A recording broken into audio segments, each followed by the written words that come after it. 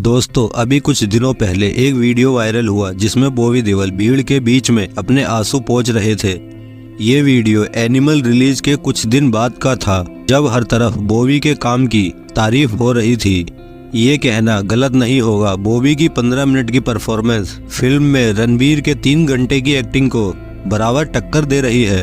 इतनी कामयाबी के बाद किसी को रोते हुए देख ये कहना आसान होगा कि ये खुशी के आंसू हैं।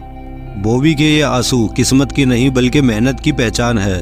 किसी ने कहा वक्त की एक बड़ी खासियत है कि वो बदलता जरूर है, और ये बात बॉबी की जिंदगी पर बिल्कुल सटीक बैठती है। बॉबी देओल ने अपने 29 साल के कैरियर में जितने उतार चढ़ाव देखे शायद ही किसी और एक्टर ने देखे हों। जब बॉबी देओल जवान हुए तो धर्मेंद्र उन्हें भी सनी की तरह एक सफल लॉन्च देने की तैयारी करने लगे। पहली ही फिल्म की शूटिंग पर पैर तुड़वाकर बॉबी हॉस्पिटल पहुंचे। टूटे हुए पैर में रोड डाला गया। फिल्म थिएटर में लगी तो कई दिनों, कई हफ्तों, कई महीनों तक चलती रही। 7-8 साल बीतते बीतते बॉबी फिल्म की दुनिया का बड़ा नाम बन चुके थे। बरसात के बाद, गुप्त बिच्छू, सोल्जर जैसी फिल्में और उनके गाने लोगों की जुबान पर चढ़ गए। उनके हेयर स्टाइल से लेकर उनके कपड़ों तक सब कुछ जनता कॉपी कर रही थी। बड़े से बड़ा प्रोड्यूसर डायरेक्टर बॉबी के सामने अपनी स्क्रिप्ट लिए उनकी हाँ का इंतजार कर रहा था। फिर धीरे धीरे अचानक से क्या हुआ, एक तरफ से बॉबी की सारी फिल्में फ्लॉप होने लगी और कुछ फिल्में बनने से पहले बंद हो गई तो कुछ बनते बनते बंद हो गई।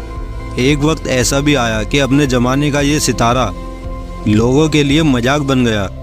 बॉबी के ऊपर मीम बनने लगे जिनमें उनकी एक्टिंग, उनके कैरियर का मजाक बनाया जा रहा था। बॉबी के पास कोई काम नहीं था, वो बेबस थे 4 साल तक, और ना ही उन्हें कोई उम्मीद थी कि उनके जैसे हारे घोड़े पर कोई पैसा भी लगाएगा, क्योंकि लोगों के मन में बैठ गया था कि बॉबी देओल एक फिसड्डी हीरो है।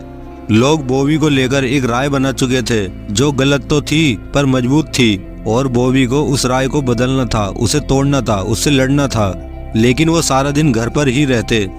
एक दिन उनके बेटे ने उनसे पूछ लिया कि पापा आप काम पर क्यों नहीं जाते। बस ये बात बॉबी को लग गई। उनकी जिंदगी में उस वक्त सिर्फ सीसीएल ही चल रहा था। सीसीएल के दौरान ही बॉबी की मुलाकात सलमान से हुई। बॉबी ने सलमान से काम मांगा और सलमान खान ने हाँ कर दिया। वादे के मुताबिक सलमान खान ने रेस 3 में उन्हें काम दिया। किरदार की मांग थी कि फिल्म में बॉबी शर्ट उतारें। बॉबी इस वक्त अपने किरदार के लिए कुछ भी कर सकते थे। फिर साजिद नाडियाडवाला ने उन्हें हाउसफुल 4 के लिए साइन कर लिया और दोनों फिल्में रिलीज हुई और हिट भी हुई, और बॉबी ने 2 हिट फिल्में देकर अपना कमबैक अनाउंस किया। फिर एक दिन वो हुआ जिससे बॉबी का डंका बजा। प्रकाश झा एक सीरीज बनाने जा रहे थे आश्रम नाम से, और आश्रम का लीड रोल करेक्टर बाबा निराला बॉबी को मिला।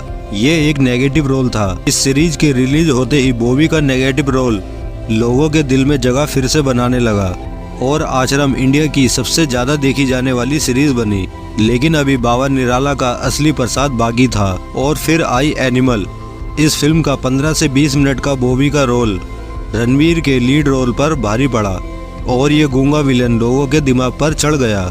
जब जब एनिमल का नाम आएगा तो बॉबी को जरूर याद किया जाएगा। इस ग्रेट कमबैक के साथ आपका इस बारे में क्या कहना है, हमें कमेंट सेक्शन में जरूर बताएं।